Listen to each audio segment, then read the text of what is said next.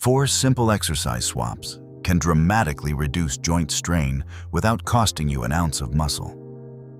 This isn't about backing off. It's about choosing smarter. Counting down from number 4, we begin with a lower body swap that unloads your spine. Number 4, the leg press shifts lower body loading from a freestanding barbell pattern to a seated, back-supported sled. While a heavy back squat loads the spine directly with a compressive force reaching over 2 times body weight, the seated leg press supports the torso, dropping axial spinal compression to under half of body weight. This change allows you to heavily train the quadriceps and glutes with minimal spinal stress, while the hamstrings engage through a tolerable range. Foot position can modify this training emphasis, but watch your depth. Descending too low can cause the pelvis to roll off the pad, putting the lower back in an uncomfortable position. For lifters who squat comfortably without symptoms, the traditional squat remains highly valuable. This swap is a practical alternative to keep training hard when your spine needs a break. Number 3 on our list swaps the bent-over row for a chest-supported row to protect a sensitive lower back. The traditional bent-over barbell row forces you to maintain a prolonged, unsupported hip hinge, requiring your spinal erectors to work isometrically to hold your torso in midair. As you fatigue, keeping a neutral spine gets harder, which increases the risk of lower back strain. By resting your chest against an inclined bench or pad, you transfer that heavy torso bracing demand directly to the equipment. Your upper back muscles, specifically the lats, rhomboids, middle and lower trapezius, and posterior shoulders, continue to handle the pulling load with high activation. Biomechanical data reports this benefit, showing lumbar loading drops from approximately 3,576 newtons during a freestanding row to 2,339 newtons with chest support, a reduction of roughly 35%. This swap offers an even more direct reduction of sustained torso bracing stress than the leg press. While you trade off some hip hinge coordination, this adjustment keeps your upper back training heavy without exhausting your spine.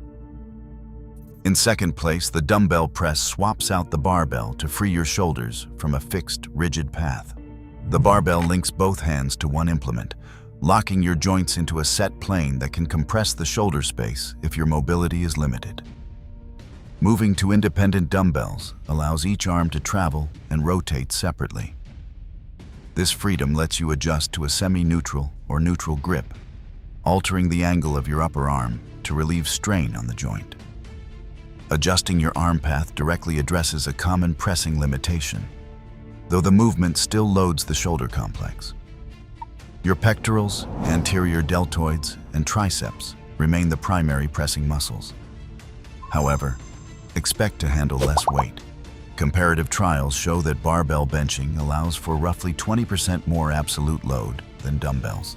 This gap occurs because dumbbells require much greater rotator cuff and shoulder stabilizer control to manage and balance the unstable load. While the extra movement freedom improves comfort for tight or sensitive shoulders, it increases the demand on these stabilizers. To make the most of this option and protect your joints, focus on a controlled descent. Keep your elbows tucked at a comfortable 45-degree angle and avoid pressing into any painful ranges of motion. And finally, in first place, Hyperextensions offer a supported hip extension pattern for lifters for whom the full loading profile of a heavy deadlift is the main limitation. A conventional deadlift is an incredibly demanding compound lift that combines a floor-to-standing pull, high hip extension force, whole body bracing, and substantial lumbar extensor stabilization. Under demanding training conditions, biomechanical research reports that deadlifting can generate approximate lumbar compressive forces of 5 to 6 kilonewtons. While this is a study-specific example rather than a universal value, it highlights the heavy structural demands placed directly on the spine. Hyperextensions, typically performed on a 45-degree bench, use a supported pelvis to train the gluteus maximus, hamstrings, and spinal erectors with significantly less spinal loading. By anchoring your hips against the pad, you reduce axial compression and eliminate major shear forces on your vertebrae. However, hyperextensions are not entirely risk-free. They still load the spinal erectors when poorly executed, or if you excessively arch your back at the top of the movement. They also do not reproduce deadlift-specific floor lifting skill or maximal pulling strength. To use this option effectively, begin with body weight. Control the hip hinge, avoid exaggerated lumbar extension, and add load gradually using dumbbells or weight plates. Implementing these strategic exercise selections is about training smarter to support lifelong progress, allowing you to lift heavier and stay stronger for decades while keeping your joints safe. Subscribe for more evidence-based strength tips. Across these 4 swaps, one truth emerges. Longevity requires adaptation, not retirement.